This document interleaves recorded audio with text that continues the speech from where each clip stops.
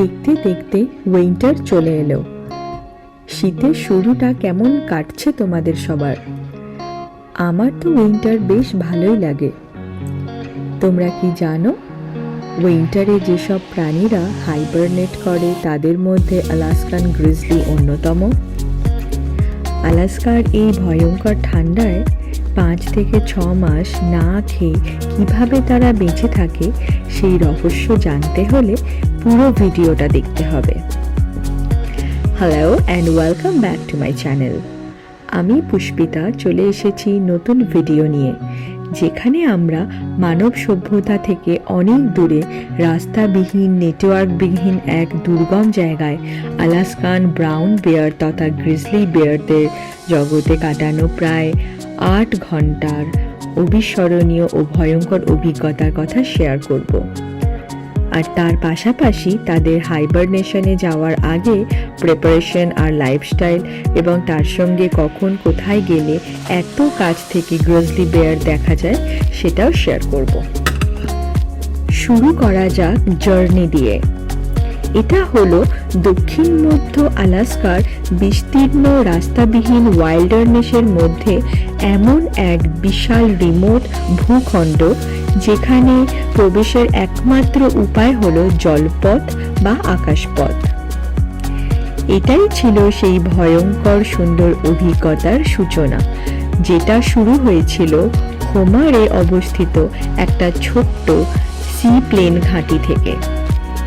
প্লেনে বোট করে সিভিলাইজেশনকে পেছনে ফেলে উড়ে চললাম আলাস্কান গ্রিজলি বেয়ারদের উইন্টার শুরুর আগে, মানে হাইবারনেশনে যাওয়ার আগে সেই লাস্ট গ্র্যান্ড ফিস্টের সাক্ষী হতে।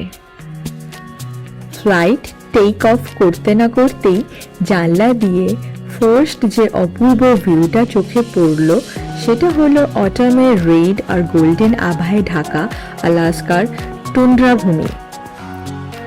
লেক ক্লার্ক পাশের মধ্যে দিয়ে যাওয়ার সময় জানলার দুপাশের ভিউও ছিল ভীষণ সুন্দর। এরপর চিগমিট মাউন্টেনের মধ্যে দিয়ে পাইলটের প্লেন ওড়ানো দেখে মনে হচ্ছিল এটা যেন একটা এরিয়াল হাইওয়ে, যেটা ওনারা প্রায় ইউজ করে থাকেন ভাল্লুকদের জগতে পৌঁছানোর জন্য।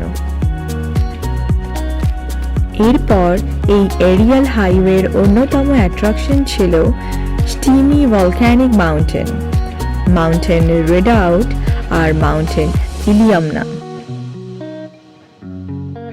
যাদের চূড়াগুলো ছিল বরফে ঢাকা। ক্লাউডের মধ্যে লুকিয়ে থাকার জন্যে বেস্ট ভিউটা আমরা ক্যাপচার করে উঠতে পারিনি। প্রচণ্ড উইন্ডি হওয়ার জন্যে এয়ারক্রাফটটা এতটাই র্যাটল করছিল যে খুব ভয় করছিল।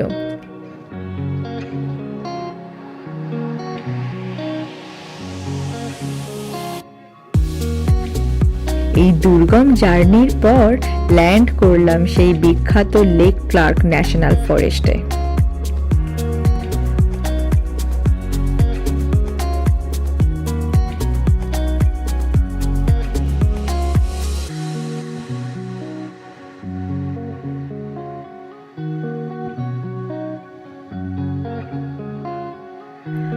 ফ্লাইট থেকে নেমে একটা ছোট্ট বোট নিয়েছিলাম।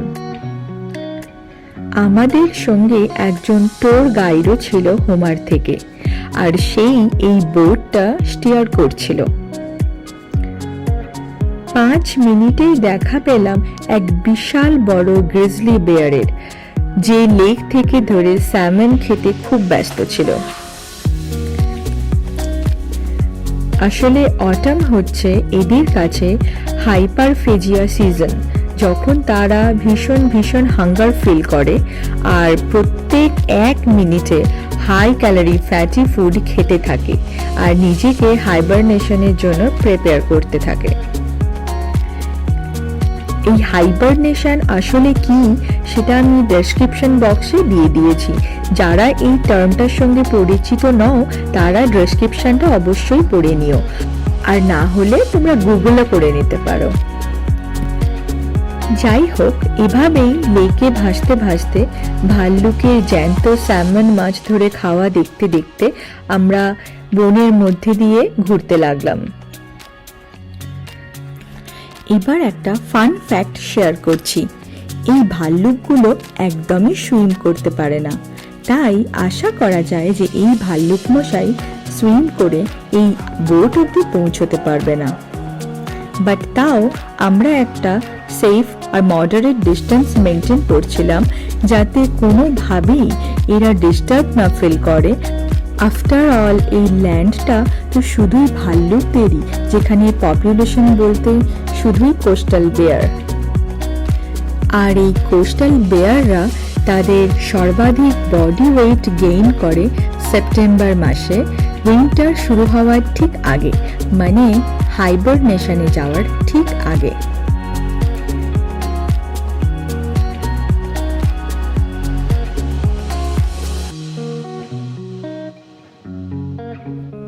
এইবার আসি লেকটার কিছু বিশেষ বৈশিষ্ট্যে। এই লেক ক্লার্ক হলো পৃথিবীর সবথেকে বড় সাকাই স্যালমনের প্রজনন স্থানগুলোর মধ্যে অন্যতম।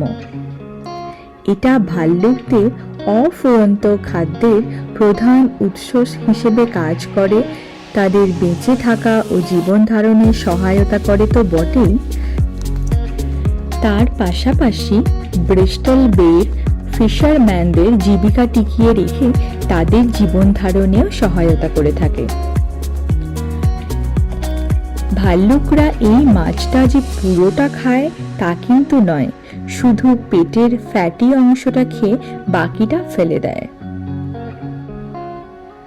লেকের জলে তাকালে শুধুই প্রচুর পরিমাণে এই স্যালমন মাছ চোখে পড়ে। এভাবেই লেকে ভাসতে ভাসতে ভাল্লুক দেখতে দেখতে বেশ কয়েক ঘন্টা কেটে গেল। এরপর একটা ছোট্ট গ্রিজলি বেয়ার কাপ দেখতে পেলাম।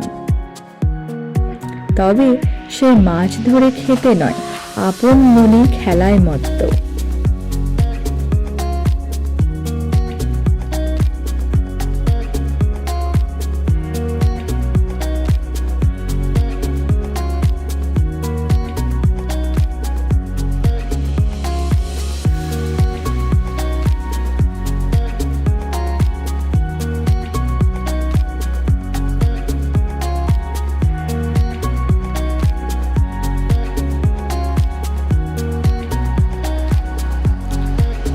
হঠাৎ আমাদের বোটটা দেখতে পেয়ে কৌতূহল বশতই বেশ কয়েক পা এগিয়ে এসে জলের মধ্যে খানিকটা নেমে গাটা ডুবিয়ে বেশ অনেকক্ষণই তাকিয়েছিল আমাদের বোটের দিকে।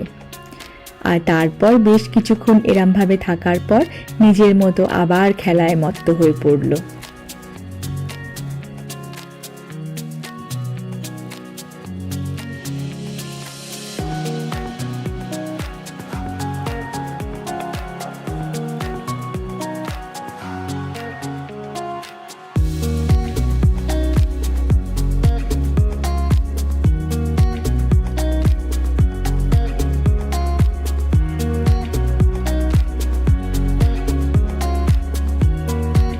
লেকের জল থেকে মাছ ধরাটা তার নিছকই খেলা, খাওয়ার তাগিদ একদমই নয়। বেয়ারটা এতটাই কিউট ছিল যে দেখে মনে হচ্ছিল যেন জ্যান্ত টেডি বেয়ার। জেনারেলি এইরকম কাবড়া তাদের মায়ের সঙ্গেই থাকে, কিন্তু এর মাকে আশেপাশে কোথাও দেখতে পেলাম না। আর অন্য বেয়ারটা মানে বড় বেয়ারটা যে তার মা নয়, সেটা বুঝলাম যখন বড় বেয়ারটাকে আসতে দেখে এই ছোট্ট কাবটা দৌড়ে পালিয়ে বনের মধ্যে ঢুকে গেল।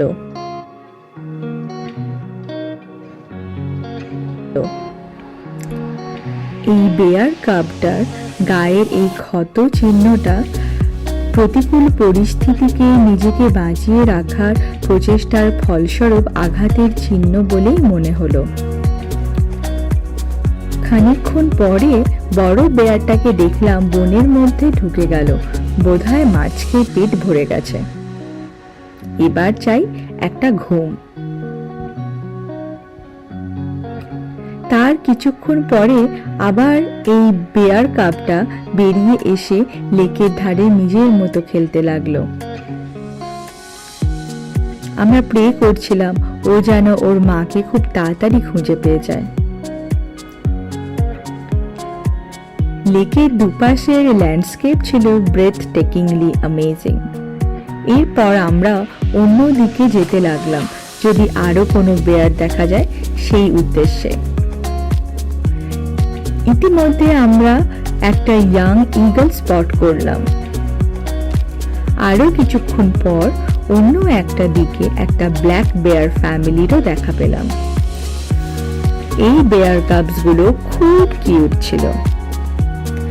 আমাদের বোর্ডটা দেখে আমাদের প্রেজেন্সটা বোধহয় এদের পছন্দ হয়নি, তাই তারা সকলে বনের মধ্যে ঢুকে গেল।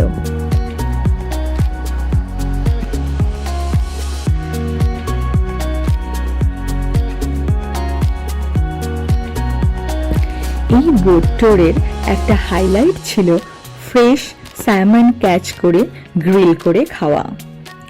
অ্যাঙ্কারেজের সিভিলাইজেশন থেকে কয়েকশো মাইল দূরে এইরকম একটা দুর্গম ও নির্জন জায়গায় লেক ক্লার্কের জলে ভাসতে ভাসতে ফ্রেশ কট স্যালমন গ্রিল করে খেতে খেতে আলাস্কার ব্রেথ টেকিং ওয়াইল্ডারনেস এনজয় করাটা কেমন যেন একটা অসম্ভব সুন্দর স্বপ্নের মতো লাগছিল।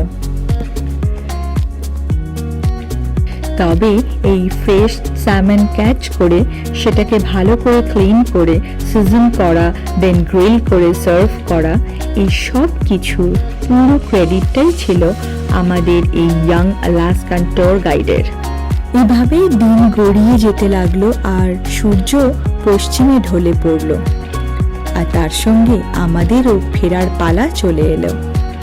আমরা যেখানে ফ্লাইট থেকে নেমে বোটে উঠেছিলাম সেইখানে ফ্লাইটের জন্য অপেক্ষা করতে লাগলাম। কোনো মোবাইল নেটওয়ার্ক নেই সেখানে, পাইলটকে যোগাযোগ করারও কোনো উপায় নেই, জাস্ট ভরসা যে সে আসবে আমাদেরকে নিতে। 15 মিনিট ওয়েট করার পর ফ্লাইট এলো আর আমরাও এই বেয়ারদেরকে বিদায় জানিয়ে আবার ফিরে চললাম মানব সভ্যতার জগতে। Lake Clark national forest visit করা মানে একটা কমপ্লিট সেলফ কন্টেইনড ইকোসিস্টেমে প্রবেশ করা, যেখানে শুধুমাত্র একটা বিশেষ প্লেন আর একজন অভিজ্ঞ পাইলটের দক্ষতার মাধ্যমে পৌঁছানো সম্ভব হয়। যারা আলাস্কার এই অদম্য বন্য হৃদয়টাকে দেখার ইচ্ছে রাখো তাদের জন্য এই ন্যাশনাল ফরেস্ট হলো একটা মাস্ট ভিজিট প্লেস। এই ন্যাশনাল ফরেস্টে বেশ কিছু এসেনশিয়াল নেসেসিটি আমি ডেসক্রিপশন বক্সে দিয়ে দিয়েছি। তাহলে কেমন লাগলো এই আনটেমড হার্ট অফ আলাস্কা? তোমরা যদি এই জায়গাটা অলরেডি ঘুরে এসে থাকো তাহলে তোমাদের অভিজ্ঞতা অবশ্যই শেয়ার করো কমেন্ট বক্সে। আর যারা যাবার প্ল্যান করছো তাদের যদি কোনো রকম প্রশ্ন থাকে এই জায়গাটার ব্যাপারে সেটাও তোমরা কমেন্ট বক্সে আমাকে জানাতে পারো, আমি নিশ্চয়ই রিপ্লাই দেব। এই ভিডিও ব্লগটা ভালো লেগে থাকলে প্লিজ লাইক আর শেয়ার করতে ভুলো না। এর পরের ভিডিওটা থাকবে আলাস্কার গোল্ডেন হার্ট সিটি ফেয়ারব্যাঙ্কসকে নিয়ে। কিন্তু ফেয়ারব্যাঙ্কসের এরকম নামকরণের কারণ কি এটা নিশ্চয়ই অনেকেরই অজানা, সেই অজানা তথ্যসমূহ থাকবে সেই ভিডিওতে। এর সঙ্গে থাকবে ফেয়ারব্যাঙ্কসের বেশ কিছু হিডেন জেমস যেগুলো বেশিরভাগ লোকজন বেড়ানোর সময় মিস করে যায়, সেগুলো নিয়েও আমি আলোচনা করব। আর তার সঙ্গে থাকবে মোস্ট ইম্পর্টেন্ট যেটা, কোথায় কখন কিভাবে নর্দার্ন লাইটসের বেস্ট ভিউ পাওয়া যায়। আর এর সঙ্গে নর্দার্ন লাইট চেজিংয়ের বেশ কিছু প্রয়োজনীয় টিপসও আমি শেয়ার করব। তাহলে দেখতে ভুলো না পরের ভিডিও। সঙ্গে থেকো, ভালো থেকো, সুস্থ থেকো।